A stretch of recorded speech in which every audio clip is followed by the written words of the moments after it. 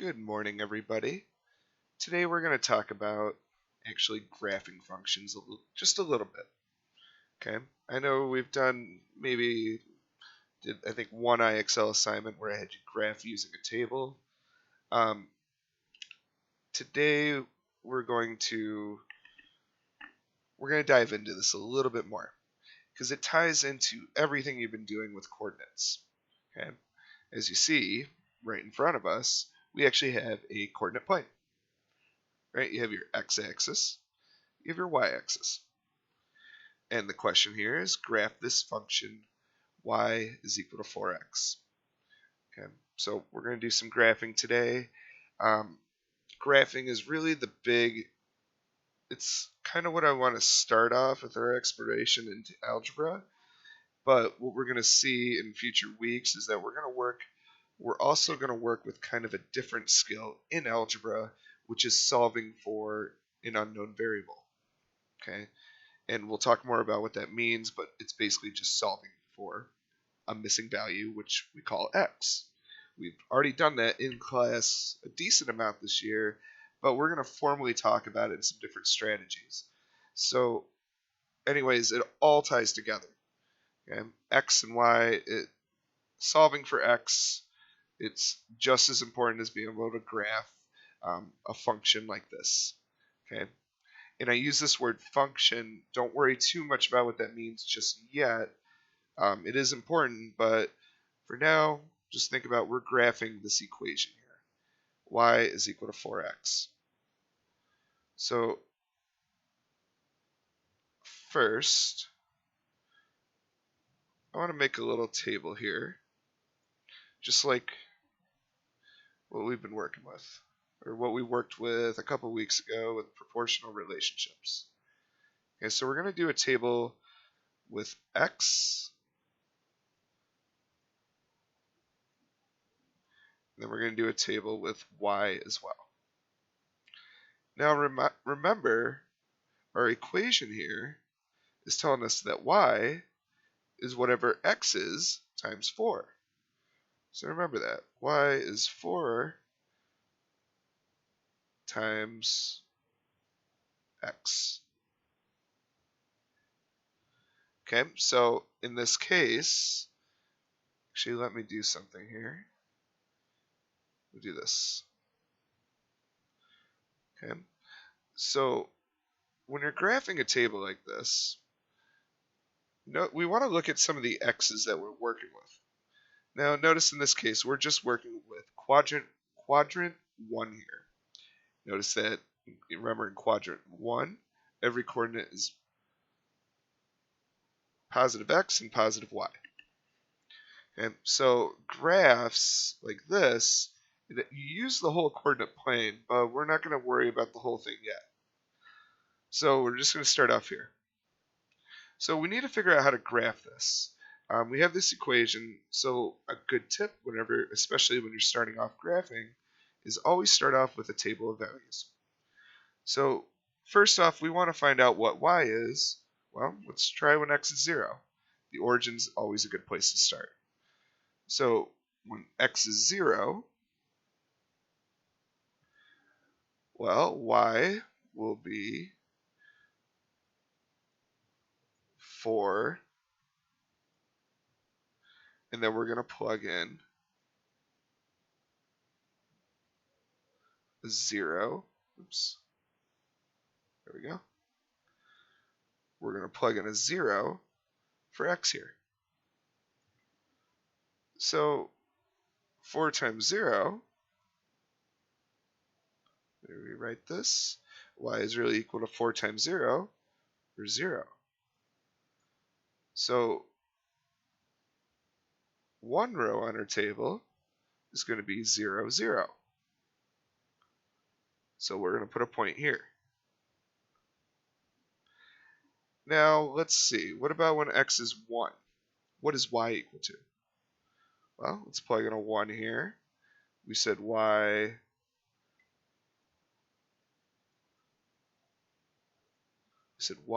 is equal to 4 times whatever x is. Well, for this row, x is equal to 1. So we're going to plug in a 1 here. And then you should see that y is equal to 4 times 1, or 4. Okay. So when x is 1, y is 4. Let's plot that down here. When x is 1, y is 4. Okay, let's do a couple more. So what about when x is 2? At this point, you should pause the video and see if you can figure that out.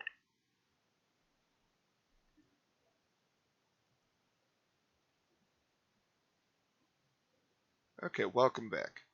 So you should have done y is equal to 4. This time we're plugging in a 2 for x.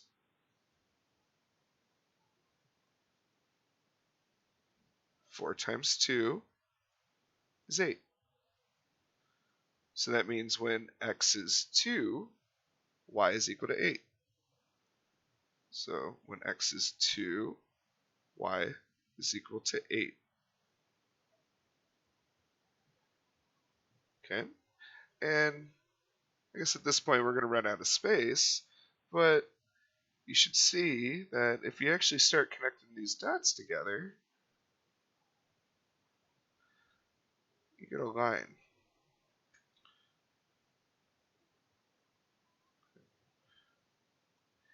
And this line is continuing on the same way like this.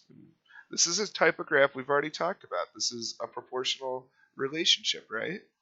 So this was like, if we, like in that one example where we had a car going at 40 miles per hour, we said, okay, well, every hour it's going up 40 miles. Well, in this case, with this graph, you see that it's going up 4, and every time it moves to the right 1. Right, if you move it over 1 to the right, up you go up 4 again, just like down here. And that's always going to stay the same with these type of graphs. Okay. So this 4 is actually pretty special. We've used this term as we've called it the constant of proportionality, but there's actually a better word when you're talking about an equation like this, and that word is slope. So slope that's the key factor, that the main thing you need to worry about when you're graphing. And again, slope graphing, things like this is stuff we're going to keep practicing. We'll keep exploring it into next year as well. Okay, for anybody taking 8th grade with me, or it doesn't matter. Both classes are going to cover this, so this is something that you're going to need to know. Something very important. Okay, so let's do another example here. So first we can fill it in. And we said every time it's going over 1, it's going up 4. Goes over 1 more, goes up 4. And then we have a line that fills in. Now, this line that fills in is actually something worth talking about as well. Because every point, everywhere on this line, will actually work just like this. Where if I found, let's say if x was half, but right here, well, I could plug in a half for x into our equation, and it'll give me whatever y is right there, when x is 1/2. Now that's just something to keep in the back of your mind, but it's maybe different than a table of values where you just had these different points you had to plug in. With an equation like this, we actually create a full line. We fill in those missing pieces in between. Now it's not just points, now it's lines. And this is an equation of a line. In fact, this line is called a linear graph. And that's something we'll talk more about. But very, very, very important that you can understand how to do something like this. Now, there are some tougher examples so on this IXL, so let's talk about those real quick. This one I think you should do fine with. Okay, this one's harder, for sure. So we copy this. So we have y is equal to 3/5 times x. Okay, so again, you could still use a table of values. It's just going to be a little bit harder. But let me show you a good way, a smart way you can do this. So we know y is 3/5 times x. Okay, so we need to do, so let's try when x is 0. Well, y is 3/5 times 0, so 0. Okay. What about when, well, if we do, when x is 1, we get 3/5, but that's kind of hard to plot. So I'm going to do something a little different. We have a 5 in the denominator here, so I'm going to count my x's by 5, because that's actually going to make things much easier. So this is our second row. So we have 3/5 times 5.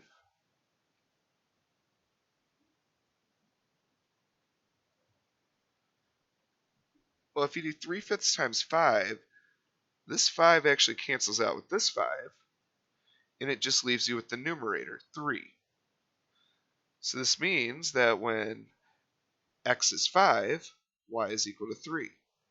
Okay, so we have 1 point here.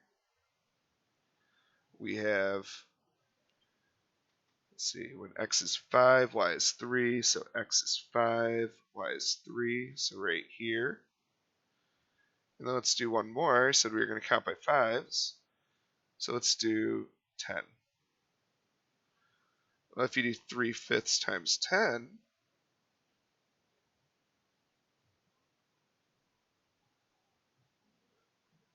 well, remember, 3 times 10 is 30. Just multiply the numerator. And then we know the denominator would be 1. So 1 times 5 would be 5. So this would be 3/5 times 10 is really 30 over 5, which 30 over 5 is the same thing as 30 divided by 5. So 6. So this means that when x is 10, y is equal to 6. So x is 10, y is equal to 6. And then you would fill in the line like that. So if you were wondering, well, maybe what's the slope here? Right, well, it's the same as the constant of proportionality, 3/5, but I showed you this other way before. It doesn't really seem to work for this. But it turns out it actually does. So if you see, let's do that. So from here to here, well, we're adding 5. So x is moving over by 5. Y is moving up by 3. Okay, so you see every time x goes up by increases by 5, y is going up by 3. And then you would see the same thing again. So it goes over 5, and then it goes up 3. Same thing as our slope, right? 3/5. And that, again, that's going to be something that's very, very important in algebra. This idea of slope, rate of change. Okay? Very, very important. All right, so let's do another example.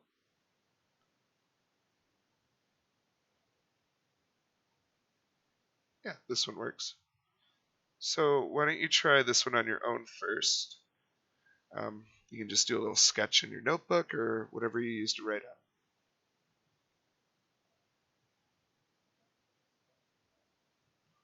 Welcome back. So let's take a look at this example a little bit deeper. Okay, so first off, let's create a table of values. I'm actually going to do something a little different for this one. I'm going to make our table a little different, something that might be helpful. Okay, so we're going to have this first column here will be X. We'll do Y, and then you'll see we're going to put our coordinate here that goes along with each one that we found. Because that's really what a table of values is. That's really what a graph is. It's just all the coordinates, all the x and y's that make this equation true, make this equation work. So to find those, well, let's see. Let's try when x is 0. Okay. We know when x is 0, well, we need to multiply by 1/2. 0 times 1/2 just gives you 0. So this first coordinate we're going to get here, let me write over this. So this first coordinate we're going to get is 0, 0. Now, let's look at the next row. So let's try when x is 1. Or actually, you know what? Let's try when x is 2. And the reason I'm saying 2 is because we have this 2 in the denominator. Okay, so it's just going to make things a little easier if we count by 2's then. So we can do when x is 2, well, we know 2 times 1/2. Well, half of 2 is just 1. Okay, so our coordinate would be 2, 1 here. And then we'll do one more row. Let's try when x is 4. When x is 4, we need to figure out what y is. Well, to do that, 4, plug in 4 for x here. I'm just plugging in right there. 4 times 1/2. Figure out what y is. Well, half of 4 is 2. Okay, so this coordinate here would be 4, 2.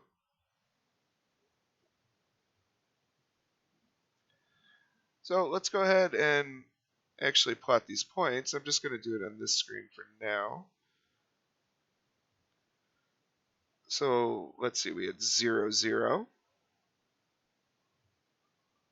Let's see, when x was 2, y was 1.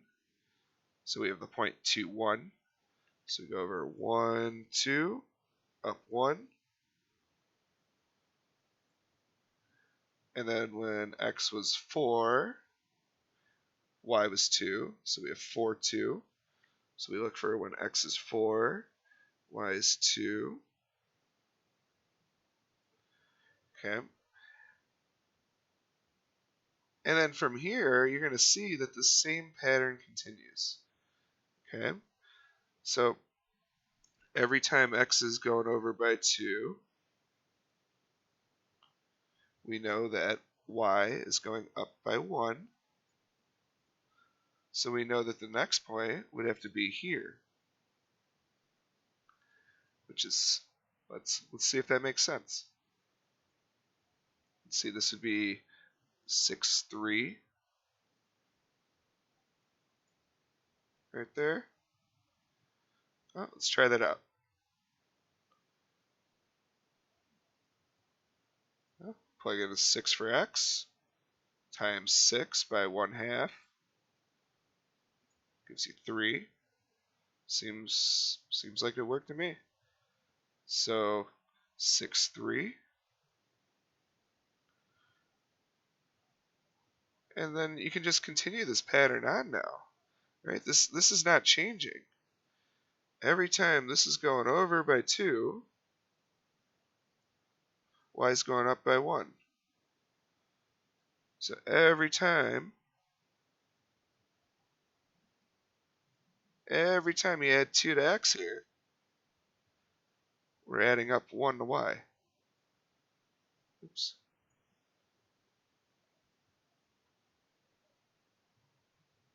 Right? We add 2 more to x, we'll add 1 more to y.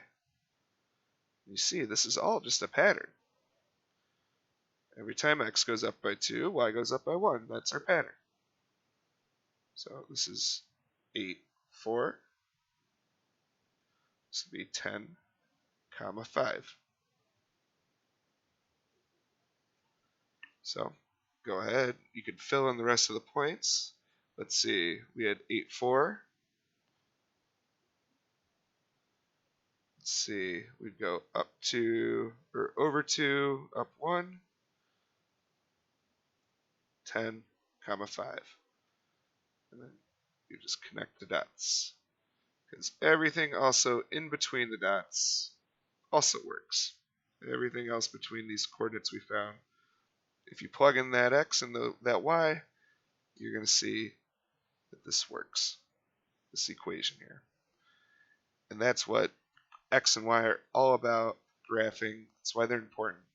There's so much more to this, but if you can understand what I talked about today, you're really in a good place for algebra next year and going forward. So hopefully this was helpful. It might be something we have to talk more about.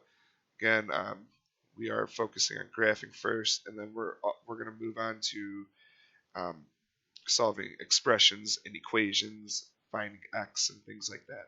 Different strategies for doing so that you will need going forward. So that's all I have for you guys. Please take care, and goodbye.